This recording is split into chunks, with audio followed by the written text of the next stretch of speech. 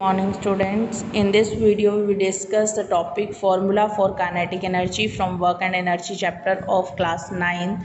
इसमें अब last video में हमने ये बता दिया था आपको कि काइनेटिक एनर्जी होती क्या है, उसके हमने एग्जांपल डिस्कस किए। अब हम इसमें फॉर्मूला डिराइव करेंगे। देखो यहाँ मैं कंसिडर कर लेती हूँ, मान लो मैंने एक बॉडी ले ली जिसका मास m है, राइट, ए पोजीशन पर है ये। जब मैंने इस पे मान लो F फोर्स लगाई तो ये बॉडी मूव करके डिस्प्लेस होके यहाँ आ गई बी पोजीशन पर। मास तो कोई चेंज नहीं होता और इस बॉडी ने मान लो S डिस्टेंस कवर किया। जब ये बॉडी यहाँ थी तो इसकी इनिशियल वेलोसिटी, मूविंग बॉडी है, इनिशियल वेलोसिटी क्या है u, और जब यहाँ आई तो उसमें की वेलोसिटी में जो चेंज हुआ मान लो v वेलोसिटी से मूव करने लगी। ठीक है, अब अगर हम एनर्जी की बात करते हैं, अगर ये बॉडी फोर्स लगाने पर डिस्प्लेस हो रही है तो पहले तो इसमें क्या जनरेट हो रहा है, वर्क डन। तो अगर मैं यहाँ पे वर्क डन की बात करती हूँ, इस बॉडी के अंदर जो वर्क डन होगा वो वर्क डन क्या होगा, फोर्स इनटू डिस्प्लेसमेंट। ठीक है, फोर्स इनटू डिस्प्लेसमेंट। अब इसके अंदर जब ये मूव कर रही है, मोशन में आई है बॉडी, तो इसके अंदर काइनेटिक एनर्जी भी होगी। तो काइनेटिक एनर्जी किसके इक्वल होगी, हम उतना ही वर्क डन करते हैं जितनी हमारे अंदर एनर्जी होती है, और एनर्जी किसके इक्वल होगी, वर्क डन के इक्वल। तो अगर मैं ऑटोमेटिकली बात करूं तो काइनेटिक एनर्जी किसके इक्वल हो जाएगी, फोर्स इनटू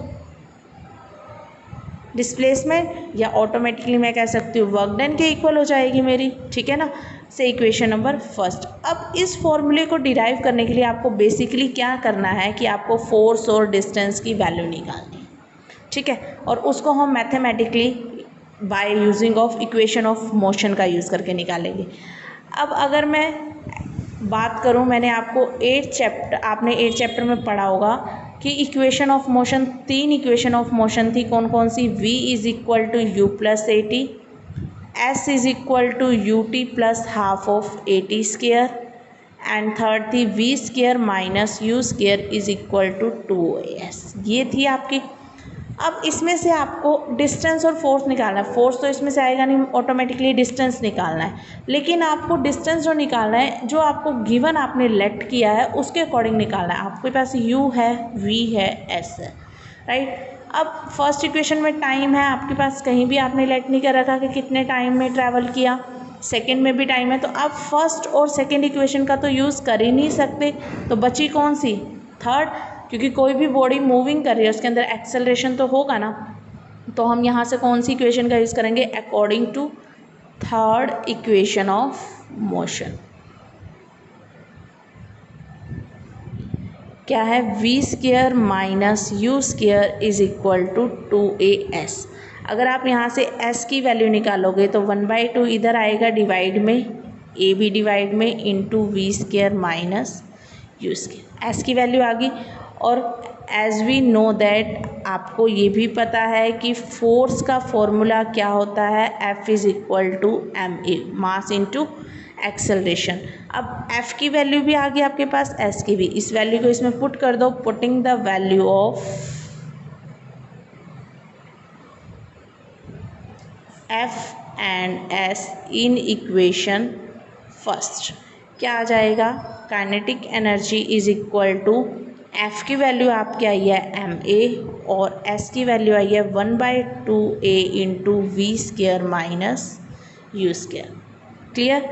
अब अगर मैं देखो यहाँ हम कंडीशन लगा देते हैं, when initial velocity will be zero. अगर इनिशियल वेलोसिटी ज़ीरो यानी u की वैल्यू क्या हो जाए, ज़ीरो, तो यहाँ से जो आपका काइनेटिक एनर्जी का फॉर्मूला आएगा वो क्या हो जाएगा, kinetic energy is equal to, A से ए देखो कैंसिल आउट हो जाएगा, 1/2 m v square minus zero, that means 1/2 mv square. तो ये किसका फॉर्मूला आ गया आपका, काइनेटिक एनर्जी का। ठीक है, तो ये आपका फॉर्मूला फॉर काइनेटिक एनर्जी की डेरिवेशन। हमने यहाँ बस कंडीशन लगाई है। आप ये when initial velocity will be zero, या आप ये ले सकते हो when an object is said to be in rest position, तो u आप ज़ीरो ले लोगे। यहाँ से आपको ये लर्न भी रखना है, काइनेटिक एनर्जी का फॉर्मूला क्या होता है, half mv square. Clear, thank you.